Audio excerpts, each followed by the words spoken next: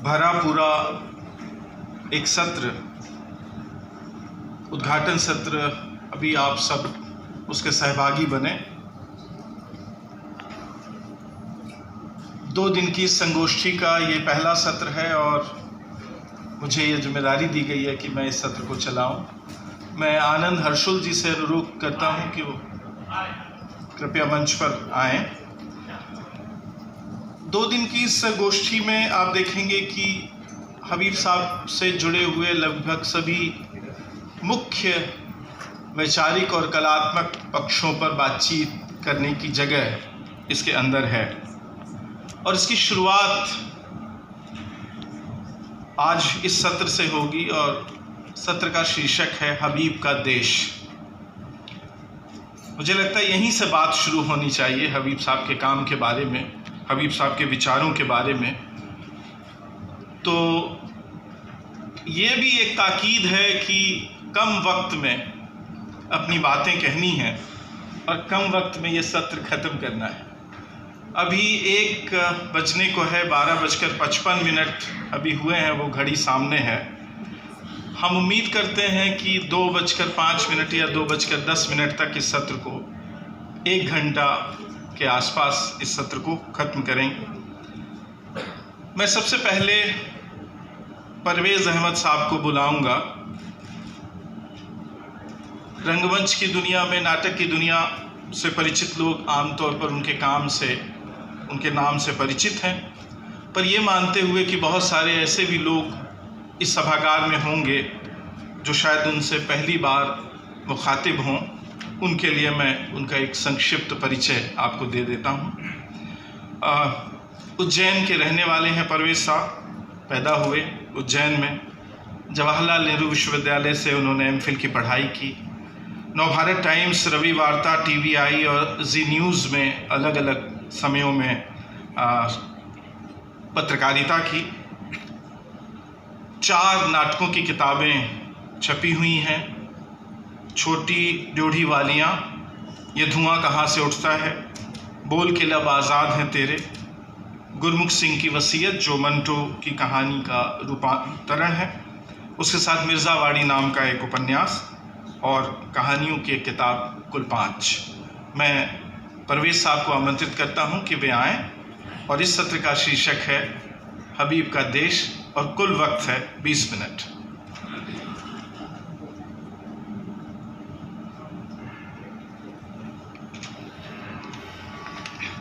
बहुत बहुत शुक्रिया।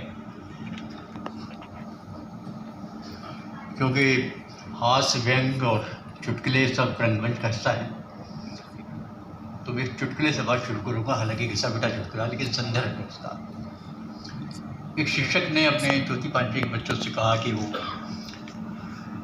चौथी पाँचवीं को कहा कि निबंध याद कराए कि गाय पे निबंध याद करो।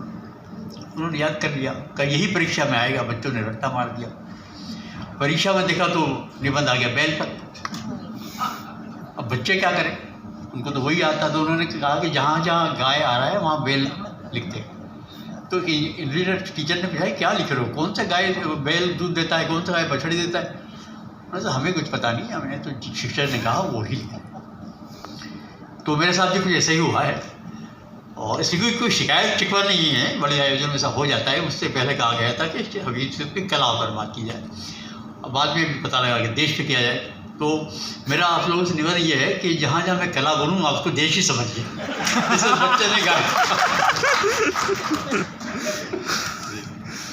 और अशोक जी का इतना विद्वत्पूर्ण भाषण था, पुरजोश भाषण ने अरविंद का सुना और भी सब तमाम विद्वान यहाँ हैं सबके। तो मैंने सोचा कि मैं अपनी बात एक पत्रकार की तरह करूँगा। मैंने पत्रकार के रूप में हबीब साहब को और उनके काम को कैसे देखा। तो हम सब हबीब साहब के बारे में जानते हैं, तो लेकिन एक मैंने अपने मन का जो खाका था हबीब साहब के बारे में, संपूर्ण हबीब साहब, तो एक छोटा सा पीस मैं आपको पढ़ के सुना दूँगा। क्योंकि एक साल में कोविड ने बहुत सारे निशान छोड़ गया है जिससे मुक्ति मिल नहीं रही है। जैसा कि सब जानते हैं कि हबीब तनवीर प्रगतिशील आंदोलन का हिस्सा थे, इसलिए मन में क्रांति के बीज थे, समाज को बदलने के सपने थे, शायरी थी, अदाकारी थी, रंगमंच का रंग भी था, मन में समंदर पार की आधुनिक तकनीक की ताकत का सम्मान भी था, लेकिन आत्मा में अपनी विरासत और अपनी मिट्टी की खुशबू बसी थी। धुंधले ख्वाब थे, लेकिन उनकी ताबीर भी थी उसमें उनकी ताबीर भी किसी ख्वाब से कम नहीं थी। हबीब तनवीर का रास्ता न सिर्फ तवील था, बेतरतीब भी था। वो ज़िंदगी भर कामयाबी हासिल करने के लिए नाकामियों से जूझते रहे। उन्होंने हिम्मत नहीं हारी और राहों को हमवार करने का फैसला किया। हबीब साहब ने एक कुशल कुमार की तरह अपने रंगमंच को आकार दिया। एक सधे हुए संग तराश की तरह उसे तराशा और किसी मुमताज़ मसौवे की तरह उसमें रंग भरे। उन्होंने आधुनिक रंग में शास्त्रीय और लोक परंपराओं का न सिर्फ छोप लगाया, बल्कि इनका इस्तेमाल एक असरदार और औजार की तरह किया। आखिरकार अपनी प्रतिभा की धार और मेहनत के अचार से उन्होंने हिंदी रंग पर एक न सिर्फ अपना सिक्का जमाया, अपनी एक विशेष छाप छोड़ी, हिंदी रंग को नया मुहावरा दिया। हबीब साहब के बेशकीमती योगदान की वजह से आज हम उनकी 24 साल के मौके पर उनको याद करने के लिए, उनके काम को याद करने के लिए जमा हुए। हबीब साहब का देश और दुनिया नाटक ही था, रंगमंच ही था। रंगमंच का एक अथाह संसार था जिसमें बेरख थे तो हशर काश्मीरी भी थे, लेकिन उनका असली देश हमारी लोक कलाएँ थी, आदिवासी जीवन था। वो अपने इसी देश से निकलकर प्रदेश गए, सभ्रांत माहौल को देखने का अवसर मिले। वो चाहते थे उसी माहौल में रच बस सकते थे, सब कुछ भूल कर उसे अपना सकते थे, लेकिन ऐसा नहीं हुआ। वो अपने देश को नहीं भूले। वो जब पीछे पलट कर देखते थे तो उन्हें किसी राजमहल से कोसों दूर या किसी झुग्गी झोपड़ी में उनका अपना देश लावारिस सा बैठा दिखाई देता था। फिर उन्होंने अपनी अथक कोशिशों से अपने देश को वहाँ से उठाया और सभ्रांत के साथ एक ही मसनद पर बिठाया, उसे उसका जायज़ हक और उसका जायज़ सम्मान दिलवाया। उन्होंने संभ्रांत और लोक को मिलाकर एक नया देश और एक नई दुनिया बसाई। असल में भी उन चंद सौभाग्यशाली लोगों में से हूँ जिनको हबीब साहब के साथ मुलाकातें करने का और मिलने का मौका भी मिला। वजह ये थी कि मैं JNU में पढ़ रहा था, तो जो टाउन कैंपस था पुराना वाला, उसके ठीक सामने बेरसराय जी रोड क्रॉस पे, तो जब भी हम बेरसराय के मार्केट जाते थे तो हबीब साहब के घर से सुर शाह की गाने बजाने की आवाज़ें आती थी। तो मैं ही नहीं, बाकी JNU के कई छात्र वहाँ जाते थे। हबीब साहब का घर क्या था? खुला दरबार था, जो चाहे सो आए, और सादगी की इंतहा थी। एक छोटा सा डाइनिंग रूम कह लीजिए उसको, या हॉल कह लीजिए, रोज़मर्रा की कुर्सियाँ, मोंडे, स्टूल वगैरह रखे होते थे, वहीं रिहर्सल चल रही होती थी। और जब हम जाते थे तो हबीब साहब अपने काम में इतने लगे होते थे कि वो किसी का नोटिस नहीं लेते थे। हम जाके बैठ जाते थे। जब काम से फारिग हो जाते थे, नहीं हाँ, जब काम से वो फारिग होते थे अपना पाइप अप लेके आते थे, लेकिन उससे पहले चाहे वो गा रहे हों, चाहे वो कोई बात बजा रहे हों, अभिनय कर रहे हों, निर्देशन कर रहे हों, उस लम्हों में हबीब साहब को उनसे काम के अलग करके देखना मुमकिन ही नहीं। इस कदर डूबे हुए होते थे। उनको देख ऐसा लगता था कि एक जेन्युइन कलाकार कैसे अपनी कला में खोया होता है कि उसका ओढ़ना, बिछोना, सोना, जागना, सुबह से शाम, सर से पाँव तक सब कला में, वो सिर्फ ज़रूरत के तहत या मजदूरी की तहत उस कला से बाहर आते थे। तो जो आके वो बैठते थे और अपना पाइप जलाकर हाँ मियाँ सुनाओ, बात शुरू होती थी। सीधा साधा खाना बनता था, सब लोग खाते थे, हमारे जैसे लोग भी खाना वाना वहीं खा लेते थे। तो ये तो होता। उसके बाद क्या हुआ कि जब मैंने नवाटेन ज्वाइन किया तो मैंने 1983 में उनका एक बहुत तवील इंटरव्यू किया था, जो नवाटेन के रविवार्ता में छपा था। प्रथम पृष्ठ पर पहला लेख 8 कलम के हेडिंग के साथ, 2 कलम की बड़ी तस्वीर के साथ। असल में तब हमारे संपादक हमारे वरिष्ठ प्रियांशु शुक्ला जी हुआ करते थे, तो मैंने जिद करके उनसे पहले पेज पे छपवाया था, कि वरना कला वाला तो अंदर छप जाती। तो खैर प्रयाग जी भले आदमी हैं, तो छपा। तो बहुत तवील इंटरव्यू था, लेकिन उसमें मैं 2-3 चीज़ों का जिक्र करना चाहूँगा। एक तो सवाल मैंने उनसे पूछा था कि ये लोक कला को आधुनिक रंग में शामिल करने का ख्याल आपको कब आया? तो उन्होंने कहा, मेरा ख्याल का तो सवाल ही नहीं था, ये तो हमेशा से था, लेकिन समझ में नहीं रहा था कि इसको किया कैसे जाए। लेकिन मुझे एक रास्ता तब मिला जब मैं आगरा बाज़ार जामिया के लड़कों के साथ कर रहा था। तो वो जो लड़के थे, जामिया के बच्चे थे, उनको उर्दू आती थी, वो नज़ीर की शायरी को जानते थे, उस तहजीब को जानते थे, लेकिन वो जो बाज़ार के सीन थे वो बड़े कमज़ोर थे, क्योंकि वो स्ट्रीट लैंग्वेज नहीं पता थी, स्ट्रीट कल्चर पता नहीं था। तो मुझे खाली वक्त में मैं ओखला के मोहल्लों गलियों में घूमता रहता था, तो मैं 5 लड़के वहाँ से लेकर आया और मैंने उनको पूरा अभिनय का ट्रेनिंग दिया, डायलॉग डिलीवरी दी। लेकिन मैंने कुछ चीज़ छोड़ दी। मैंने उनका अक्खड़पन छोड़ दिया, जो रफनेस थी छोड़ दी, और तलफ़्फ़ुज़ से ज़्यादा काम नहीं किया अपने। जी ये हुआ कि नाटक बहुत पसंद किया गया, और मेरे दिल को खुशी इस बात हुई कि उन लड़कों के अभिनय को बहुत पसंद किया गया। तो उस दिन मेरा यकीन पुख्ता हो गया कि हर तरह की ट्रेनिंग बहुत ज़रूरी है, होनी चाहिए, लेकिन जो नेचुरल टैलेंट है जो सादगी है, जो सरलता है, उसका कोई बदल नहीं। तो मैंने कहा, उन्होंने मुझे एक रोशनी तो दिखाई दी थी, लेकिन रास्ता समझ में नहीं आ रहा था, रास्ता आसान नहीं था। दूसरा एक सवाल मैंने उनसे पूछा, जो भी अरविंद ने और अशोक जी ने मुझे सर्दी से किया। मैंने पूछा कि आप NSD से दूरी बना के क्यों रखते हो नेशनल? तो उन्होंने कहा, भैया मैं तो नाटक करता हूँ। NSD में तो नाटक होता है।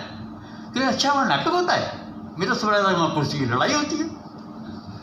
फिर मुझसे कहा कि अच्छा तुम बताओ कि अगर मैं वहाँ कुर्सी पे जाके बैठ जाऊँ तो क्या कर लूँगा? जो मैं चाहूँगा वो कर पाऊँगा क्या? नहीं कर पाऊँगा। और करने की कोशिश मैंने की, तो जो आज 4 दोस्त हैं वो भी दुश्मन हो जाएंगे, और इतने दबाव मुझे पड़ेंगे कि मैं नाटक को भूल के सियासत करने लगूँगा। तो भाई मैं भला मेरा घर पर। और इसमें 2 चीज़ थी। एक तो एक पत्रकार की तरह मुझे हेडलाइन मिल गई कि राष्ट्रीय नाट्य विद्यालय में नाटक नहीं, कुर्सी की लड़ाई होती है अभी तभी।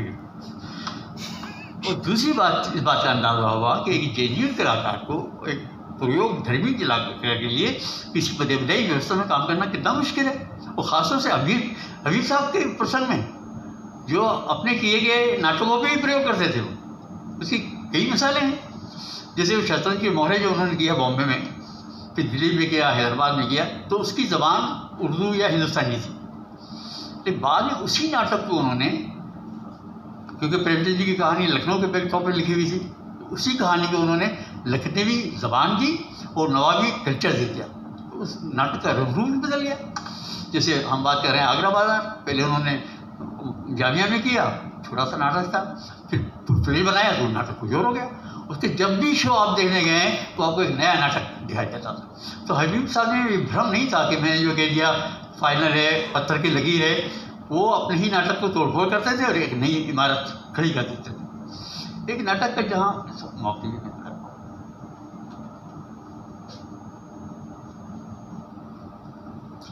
एक नाटक है जिसका जिक्र या तो होता नहीं है या बहुत कम होता है।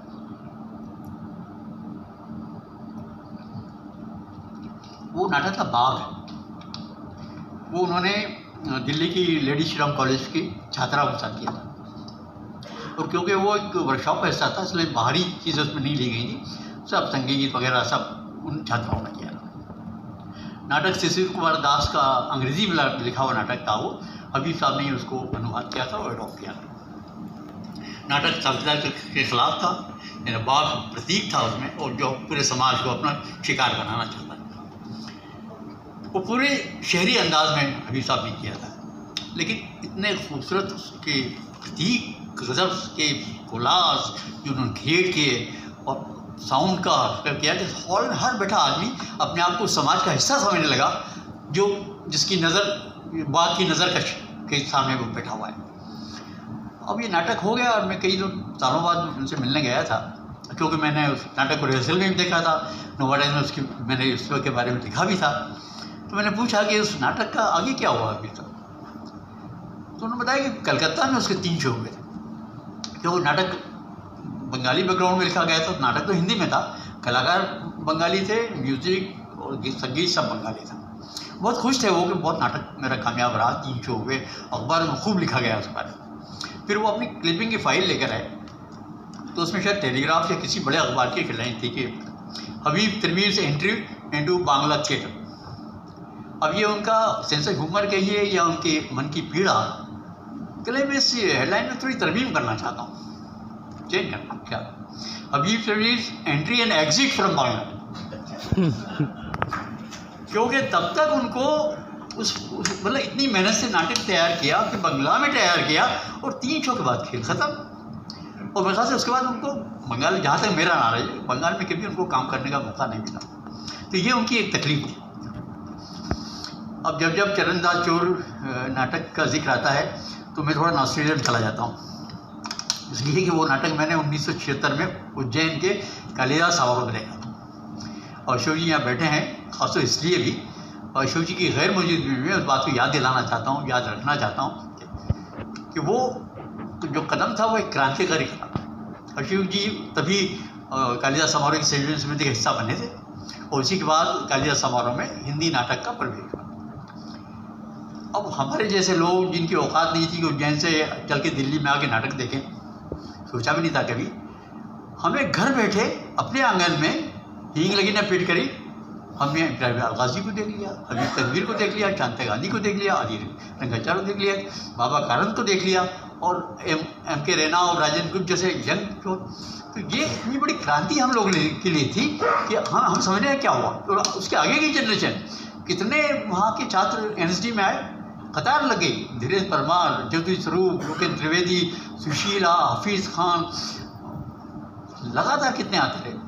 तो अब अशोक जी तो क्रांति करते रहे हैं, आज भी कर रहे हैं, और हमारे दुआएं हैं कि आगे भी ये करते रहें।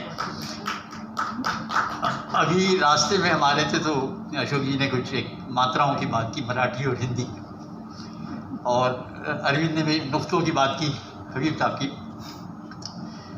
तो हम जो मालवा के लोग हैं, उज्जैन वगैरह के, वो मात्राओं के बारे में बड़े कंजूस हैं। हालांकि मात्राओं के इस्तेमाल पे कोई GST नहीं लगा है, लेकिन हम फिजूल से बचते हैं। जहाँ 2 मात्राएं होती हैं वहाँ एक से ही काम चला लेते हैं। फेस को फेस, गेंद को गेंद, केज को केज, ऐसे को ऐसा केस चलता है, और ये हम बड़े गर्व के साथ करते हैं। तो एक दिन मेरी शामत आई और मैंने हबीब साहब से पूछ लिया कि फिर वहाँ से कब लौटे आप? नाराज़ हो गए। ये बहुत मेरे सामने आइंदा मत कहना। अच्छा, हम तो उनकी नाराज़गी की आदत हो गए थे। अच्छा, हमने नहीं पता हमने क्या गलती कर दी। बोले इसमें क्या हो गया? अरे जब तुम कहते हो कि लौटे तो मुझे ऐसा लगता है कि मैं ज़मीन में लौट रहा हूँ। मुझे ज़मीन में लौटना पसंद नहीं है, मैं ज़मीन में लौटना नहीं चाहता। और फिर तुमको हिसाब बताऊँ कि कितना लौटा, कब लौटा और क्यों लौटा। लेकिन ये तब से जब भी मैं लिखता हूँ, जैसे ही वो लौटना बढ़ाता है, अभी तक याद आते हैं, मैं उसको वापसी और कट कर देता हूँ। मैं एक आखिरी बात की अपनी जगह लेता हूँ कि बहुत सारे कहानीकारों को, नाटककारों की शिकायत रही कि हबीब साहब ने उनकी कृतियों पे नाटक खेला, क्रेडिट नहीं दी उनको। तो सच भी था, वो क्रेडिट नहीं देते थे, बड़ी आलोचना हुई, सब कुछ होता रहा, लेकिन हबीब साहब ने कभी उस पर मलाल जाहिर नहीं। वजह ये थी कि उन कृतियों में इतने रंग भर देते थे, इतनी रोशनियों सजाते थे कि उनकी असलियत गायब हो जाती थी। उन्होंने एक छोटी सी लोक कला उठाई, उसको एक बड़ा कैनवास दिया और दुनिया भर में उसके चर्चे हो गए। उन्होंने एक रियलिस्टिक नाटक उठाया और उसमें लोक कला की चाशनी में उसको भिगोया, उर्दू शायरी का बेहतरीन इस्तेमाल किया और नाटक ही बदल गया। तो उन तमाम लेखकों से सम्मान के साथ, माफीनामे के साथ मैं कहना चाहता हूँ कि हबीब साहब का जादू था, उनकी छुअंदी, ये उनका गोल्डन शस्त्र था कि उन्होंने उस कृतियों को अमर बना दिया। अगर हबीब साहब ने उन कृतियों को नहीं छुआ होता तो किताबों का हिस्सा बनी होती और आप में से बहुत हम लोग जानते नहीं होते। तो ये थी हबीब साहब की कला या देश की ताकत, ये थी उनके कला का कमाल, ये थी उनका कला का करिश्मा, और यही था उनका देश और यही थी दुनिया। धन्यवाद।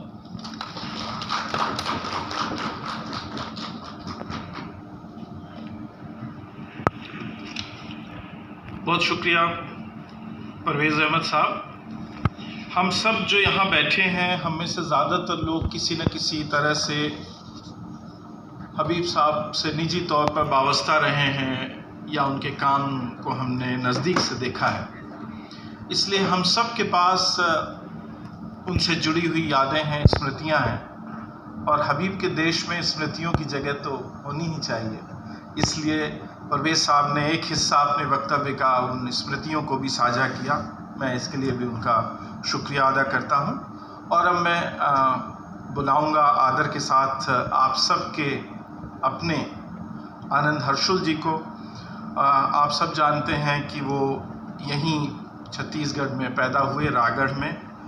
बैठे हुए हाथी के भीतर लड़का 1957, पृथ्वी को चंद्रमा 2003, अधखाया फल 2009, रेगिस्तान में झील 2014।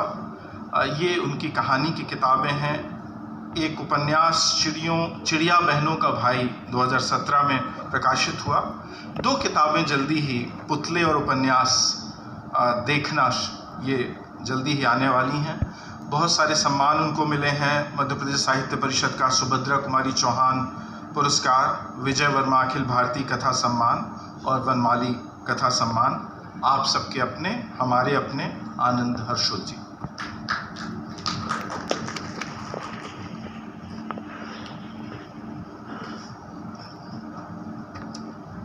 मैं छोटा सा आलेख पढ़ रहा हूँ। ये हबीब तनवीर जी के काम पर का हल्का स्पर्श ही है, जिसे माने कोई विस्तृत इस पर कुछ है नहीं।